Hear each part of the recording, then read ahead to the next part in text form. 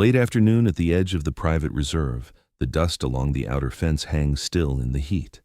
Beyond the wire, a lone male lion stands, his frame broad but carrying the slow weight of age. His mane is paler than the deep gold Daniel remembers, the darker edges worn to light by years of sun and wind. The lion does not pace or shy from the barrier. He stands in the open, head lifted, watching. Daniel's on his way back from the western paddocks when he sees him. He stops in the track, one hand resting on the gatepost, measuring the distance. There are no other lions in sight. The ground outside the fence is bare, but for thorn scrub, a place without cover. The lion's tail moves once against his flank, slow and even, not in warning but as if testing the air. Daniel steps closer, his boots silent in the dust. The gap between them is only the steel mesh now, sun-bleached in places from years of heat. The lion lowered his head slightly, the same way he did the first time they met, when a deep gash along his shoulder had left him unable to walk without pain. That was almost 5 years ago, during the dry months when food was scarce, and fights over territory left even the strongest males torn and bleeding. Daniel had found him then, collapsed under an acacia, breathing in shallow pools. If they had left him, he would not have survived the night. The lion's gaze holds steady. The faint scars along his muzzle catch the light, narrow pale lines against the tawny fur.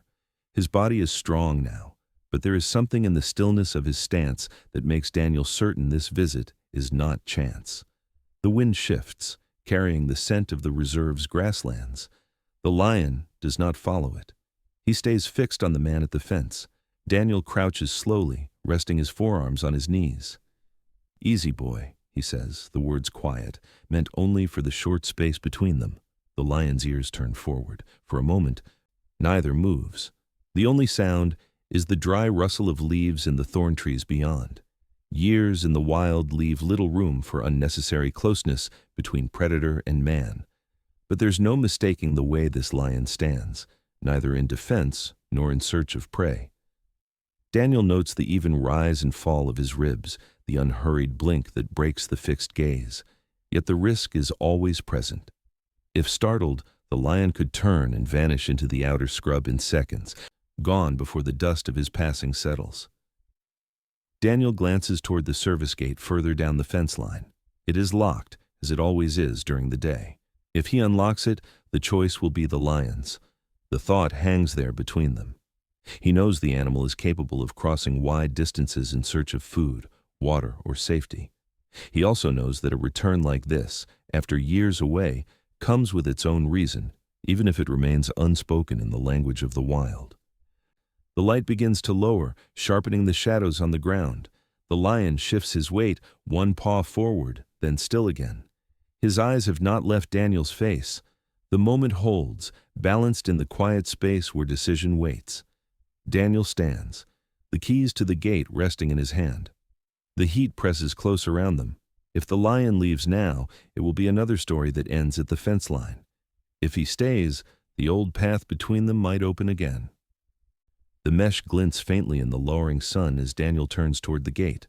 The lion watches. Daniel walks slowly along the inner track, the dust settling behind each step.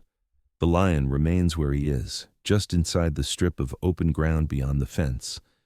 The late light falls across his mane, catching the pale edges until they almost match the dry grass in color. There is no sign of tension in his stance, no raised tail, no shift of weight to the hind legs. He stands as though rooted, watching. When Daniel reaches the section of fence opposite him, the space between them closes to a few paces. The lion lowers his head, the motion unhurried, almost deliberate. It is the same gesture Daniel remembers from years ago, when the animal had lain bleeding and exhausted, barely lifting his head as the rescue team approached. Then, it had been a signal of surrender to the pain he could not fight. Now, it feels like something different, an echo of a moment neither has forgotten. The air between them is still. The faint hum of insects drifts through the thorn trees, and the far-off cry of a hornbill cuts across the quiet. Daniel stands with his arms loose at his sides, making no sudden movement. Every encounter with a lion is measured in such moments, whether the animal turns away, stands ground, or draws closer. Here, the choice remains with the lion.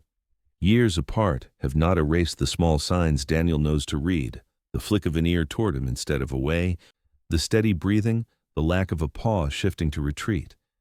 It is not trust in the human sense, but it is not fear either. The lion's eyes are clear, catching and holding the light. The scar along the right side of his muzzle is more pronounced now, a pale ridge over the muscle, likely from another fight in the years since. Daniel takes a single step closer to the fence. The lion does not move back. The wind shifts slightly, bringing the scent of the reserve to both of them, the mix of dry earth, wild herbs, and the faint musk of other animals moving somewhere beyond sight. If the lion had come for food or territory, he would be restless, moving to and fro. Instead, he remains anchored in the stillness, the weight of his gaze holding Daniel in place. "Good boy," Daniel says softly, almost under his breath. The words carry no command, only the quiet rhythm of recognition. The lion's ears tilt forward again. In the way of wild animals, responses are rarely overt. They live in subtle changes, in muscles loosening rather than tensing, in a slow blink instead of a stare. Minutes pass this way, neither moving more than a breath or two. For a moment, the years between their last meeting and this one seem to fall away. The wire of the fence is the only thing between them, but it does not feel like a barrier. The afternoon heat presses down, the shadows stretching longer across the ground. Daniel knows he cannot stand here indefinitely. The lion's purpose, whatever it is, will decide the next moment. If he turns away, the day will close on a meeting with no clear reason. If he stays, there might be a path to something more. The stillness holds that weight. At last, the lion shifts slightly, lowering his head again, not in fatigue, but with a slow deliberation. His tail brushes the ground once. Daniel meets his gaze, letting the silence say the rest. Whatever has drawn the lion back to this fence, the connection between them has not faded. It is there in the quiet air, steady as the ground beneath their feet. Daniel walks the short distance to the service gate, the metal warm under his hand as he unhooks the latch. The fence line runs straight in both directions, disappearing into the pale haze of afternoon. Behind him, the lion has not moved from his place, his eyes following each step without shifting his body. The gate swings open with a slow creak, and Daniel leaves it wide, stepping back to give space. The strip of ground beyond is bare, worn by the occasional passage of antelope or wandering buffalo. The opening is no more than a few meters across, but for an animal like this, it is the line between two worlds, one guarded, the other open to the long distances of the wild. The lion watches for a moment longer before lowering his head in that same measured way, his gaze never breaking. Then, without sound, he begins to move. The pads of his paws lift dust with each step, leaving faint prints in the powdery soil. His mane stirs in the light wind as he closes the distance to the open gate. Daniel stands still, every part of his stance relaxed. The choice has to be the lion's.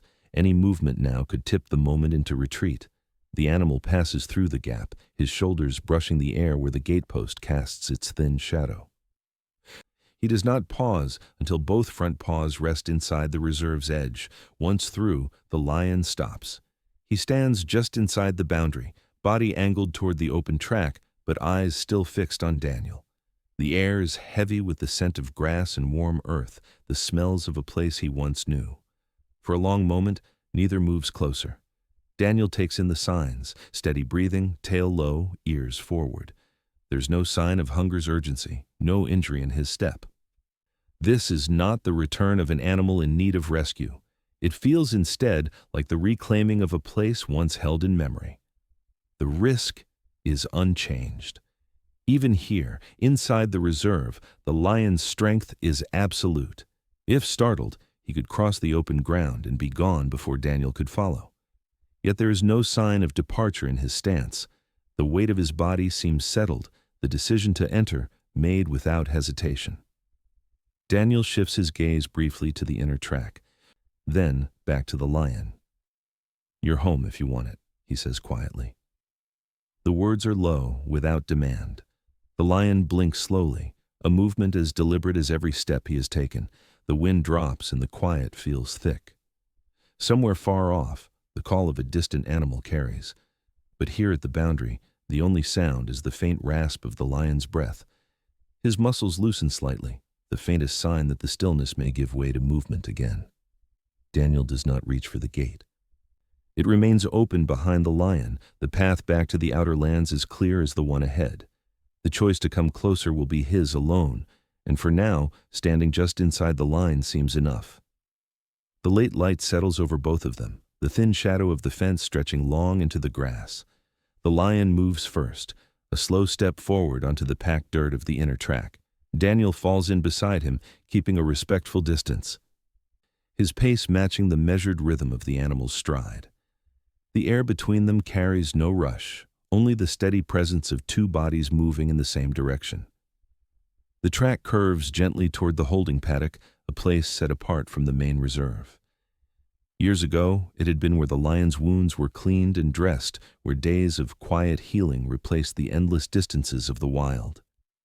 Daniel remembers the sound of his breathing then, shallow, labored, each inhaling a small fight. Now the breaths are deep and even, carried easily in the warm air. Dust lifts faintly from the ground beneath their feet. The lion's head remains level, his eyes forward, as though the path is one he has walked more times than Daniel can count. Every few steps his tail sways in a slow arc, brushing against his flank. The movement is unhurried, without the restless twitch of unease. Daniel glances to the side, noting the smooth line of the lion's gait. No limp, no hesitation. Whatever had brought him back here was not injury or weakness. The thought steadies something in Daniel's chest. This is not a rescue, not in the way their first meeting had been. It is a return, and returns carry their own kind of weight. They pass the low edge of thorn scrub that marks the halfway point. The scent of grass thickens as the track bends toward the paddock. Far off, a small group of antelope stand frozen, watching the pair pass. Their stillness breaks only when the lion's gaze sweeps briefly across them, a glance without intent, before returning to the path ahead. The holding paddock comes into view, its gate closed but unlatched. The acacia tree inside throws a wide patch of shade across the ground, just as it did in the dry season years before. Daniel had chosen that tree then for the cover it gave, a place where the sun's heat could be broken during the long days of recovery. The lion steps toward it now with the same unhurried certainty, as though guided by something deeper than memory. Daniel slows as they near the gate, letting the lion take the lead. The wooden post creaks softly when pushed, and the space opens without resistance. The lion does not look back as he crosses the threshold. His paws sink slightly into the looser soil inside, the scent of the tree's dry leaves filling the still air. Daniel follows only as far as the gate, stopping there. He rests a hand lightly on the post, watching as the lion's stride shortens, the pace slowing until he comes to a standstill in the center of the shade. The match of their steps is broken now, but not in disconnection, more in quiet completion. The afternoon light slants low across the paddock, the shadows of the branches stretching long and uneven over the ground. Daniel takes a breath, the smell of dust and dry wood familiar in his lungs. The lion turns once in the shade, settling in a slow lowering of muscle and bone, his head lifting only to look outward again. The path behind them lies undisturbed, except for two parallel lines of footprints, side by side in the dust. The lion settles fully beneath the acacia, the dry leaves above shifting just enough to break the heat of the afternoon sun. His body stretches along the packed soil, forelegs outstretched, the rise and fall of his ribs slow and even. A faint breeze moves through the paddock, carrying the scent of grass from the plains beyond, but he does not stir to follow it. Daniel takes a seat a few meters away, lowering himself to the ground with the ease of someone accustomed to long hours of waiting. His back rests lightly against the fence post, one knee drawn up, the other leg stretched toward the shade. From here, he can watch without crowding the lion's space, measuring each breath, each shift of muscle. The scars along the lion's shoulder are visible now in the dappled light, the pale lines lying flat against the fur. Years ago, those same marks had been raw and swollen, their edges dark with dust and dried blood. He had lain in this same patch of shade then, sides heaving, eyes dulled by exhaustion. The memory is close enough that Daniel can recall the weight of the gauze in his hands, the smell of antiseptic mixed with earth.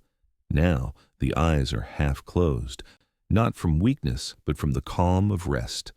The tail moves once, a slow sweep across the ground. Every so often, an ear flicks toward a sound outside the paddock, a bird's call, the rustle of grass. But there is no tension in the movement. Daniel lets the silence settle. In the field, patience is as important as any skill, and here it feels almost like a shared language. The lion does not need to be touched or spoken to. He only needs the stillness to remain undisturbed. Still, Daniel watches closely for any sign that the return might be tied to discomfort, labored breathing, a guarded movement when shifting position, a tightening along the jaw. So far, there is nothing. The chest rises and falls in a steady rhythm, the eyes blink without strain. The paws, broad and dusted with soil, remain loose against the ground. A shadow of cloud passes over the paddock, softening the light for a brief moment before the sun returns. Daniel adjusts his position slightly, careful not to draw the lion's attention. "Easy, boy," he says quietly, the words no more than a thread of sound in the warm air. The lion's ear turns toward him for a heartbeat, then settles again. The hours move slowly. The heat begins to fade, replaced by the cooler currents of late day. Daniel notes the way the lion's breathing deepens further, the slight slump of the shoulders as muscles release their hold. It is the body of an animal at ease, not one preparing to flee. Beyond the fence, the light turns a richer gold, casting long shadows that stretch into the paddock. The acacia's branches sway slightly, sending thin patterns across the lion's mane. Daniel stays where he is, letting the rhythm of the breathing mark the time. The signs of strain he had expected to watch for never come. Instead, there is only the quiet weight of a return that seems to have no urgency, only purpose. When the sun dips lower, the first cool threads of evening air move in from the plains. The lion remains where he is, eyes half-lidded, his chest rising in the same steady pattern. Daniel keeps his watch, the space between them filled with nothing but the slow turn of day into night. The first light comes soft across the paddock, spilling in low bands through the fence and catching the edges of the acacia's leaves. The lion stirs, lifting his head from the ground where he lay through the cool hours. His mane, faintly darker in the dampness of morning, shifts as he rises to his feet with a slow push of muscle and bone. Daniel has been there since before sunrise, seated near the gate, his back to the post. The air carries a sharper edge at this hour, the kind that disappears quickly once the sun climbs. He watches as the lion stretches, forelegs extended, claws sinking into the soil, then the hindquarters lifting in a long arc. The movement is unhurried, but there is a readiness in it, an ease that belongs to an animal preparing to travel. The lion turns his head, scanning the paddock as though taking its measure one last time. His gaze lingers toward the far fence, the one that opens onto the grasslands beyond the reserve's controlled borders. Daniel notes the stillness in the way he stands now, weight balanced, tail low, eyes set on the distance. It is the same stance he has seen before in animals about to leave for good. The grass beyond the far gate is pale gold in the early light, the tips bending slightly under a light breeze. From here, it rolls unbroken to the faint line of scrub and trees far away. Daniel knows what lies beyond that line, territories that shift with seasons, waterholes that dry and fill again, the uncertain margins of the wild. It is a place where survival depends on constant movement, where no shade like this acacia waits each day. Still, the lion's body speaks clearly. He did not return here to stay. His visit has been a pause, a moment between distances. If Daniel closes the gates now, he could keep him here for days, even weeks. But that is not the way of the wild. To remain is to lose the patterns that keep an animal like this alive. Daniel stands slowly, brushing dust from his hands. "You've got miles ahead," he says under his breath. The lion's ear turns toward him, but the head does not move from its line toward the grassland. The breeze carries in the faint calls of birds from beyond the fence, sharper and more urgent than the quiet within the paddock. The lion takes a step toward the far side, paws leaving clear prints in the soft earth. There is no restlessness, only the steady pace of something inevitable. Daniel watches, the open distance ahead mirrored in the space now stretching between them. He feels the weight of the choice forming. The gates are there, ready to be opened, just as the one at the reserve's edge had been. The lion will cross when the path is clear. And when he does, the stillness they have shared will be left in this paddock under this tree. The sun lifts higher, warming the soil, brightening the gold in the lion's mane. He stops once, halfway to the far gate, and turns his head slightly, not all the way back but enough to break the line toward the horizon. Then he faces forward again, and the message is plain. His time here is closing. Daniel steps toward the gate, the decision already made. Daniel walks the length of the paddock, the lion moving ahead of him at a slow, even pace.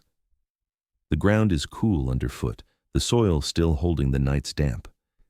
At the far end, the wide steel gate stands closed but unlocked, its hinges worn smooth from years of use. Beyond it lies the open grassland, no fences, no boundaries, just the long sweep of earth into the pale horizon. The lion stops a few meters from the gate, his body still, head lifted. His breath rises in faint clouds that vanish quickly in the warming air. Daniel steps to the side, giving space as he reaches for the latch. The metal shifts with a quiet scrape, and the gate swings outward, opening onto the narrow track that disappears into the wild. The air changes immediately, warmer, carrying the sharper sense of grass and distant dust. The lion's ears tilt forward. He takes a step, then another, paws silent on the earth. Daniel stays back, hands resting loosely at his sides, letting the animal choose his pace. Without hesitation, the lion crosses the threshold. His shoulders roll smoothly with each stride, the muscles shifting under his coat. The gatepost passes beside him, and then he is in the open, the reserve behind him no more than a patch of shade in the widening day. Daniel watches the movement of his tail, the steady rhythm of each swing as he walks. There is no pause, no glance over the shoulder. This is the forward pull of an animal returning to the life that shaped him. Every step increases the space between them, though the sound of those steps carries faintly across the still air. The tall grass parts around him, bending in slow arcs before closing again in his wake. The prints he leaves behind are shallow, already softening in the wind. Daniel stays at the open gate, his boots just inside the paddock's edge, eyes fixed on the line where the grass grows higher. The lion does not break his pace. His mane catches the sun, turning almost white at the tips, the rest of him a moving shape of gold and shadow. Daniel listens until the sound of his paws fades, first to a faint rustle, then to nothing at all. Only the wind remains, moving through the grass in low waves. The horizon swallows the lion's outline, leaving no sign but the memory of his passing.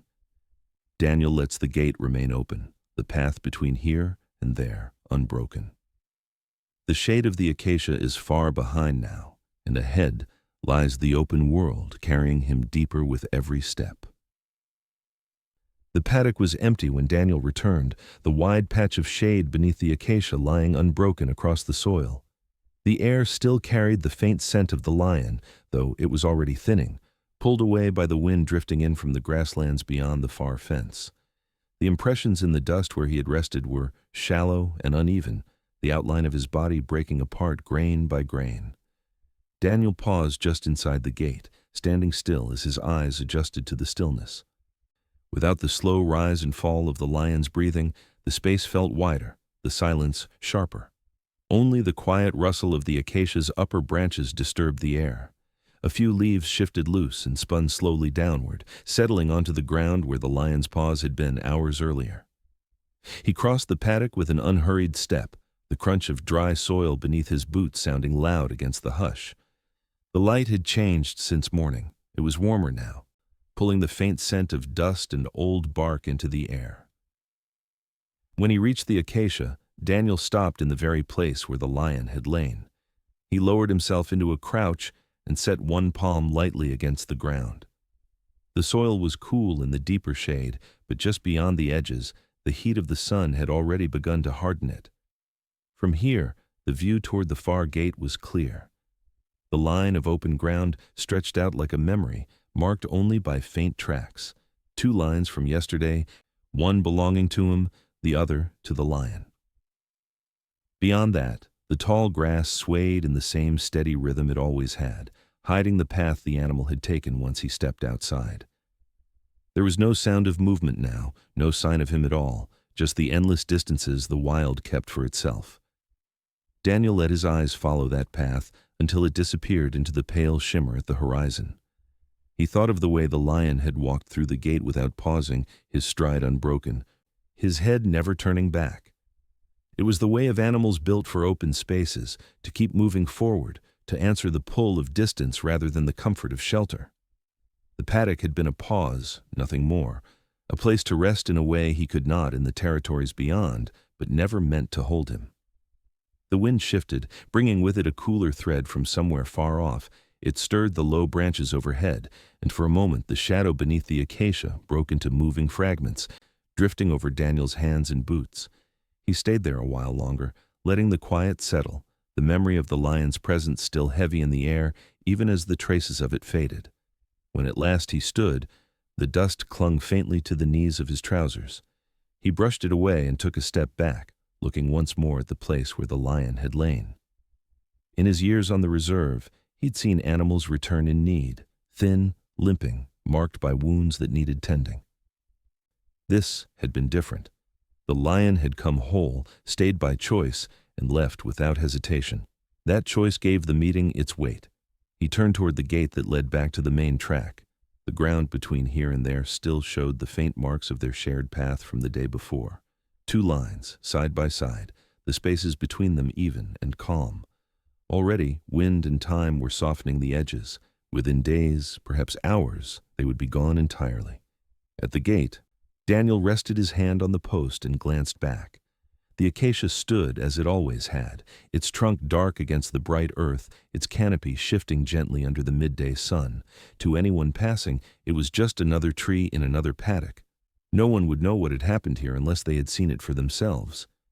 He closed the gate with care, the latch falling into place with a muted click.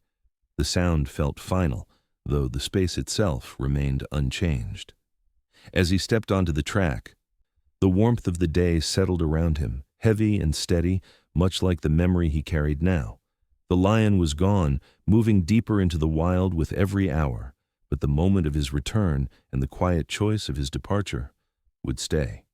Daniel walked on without looking back again, the sunlight stretching his shadow long across the ground. Behind him, the acacia kept its place in the paddock, the shade waiting as it always had, for whatever might one day come to rest beneath it.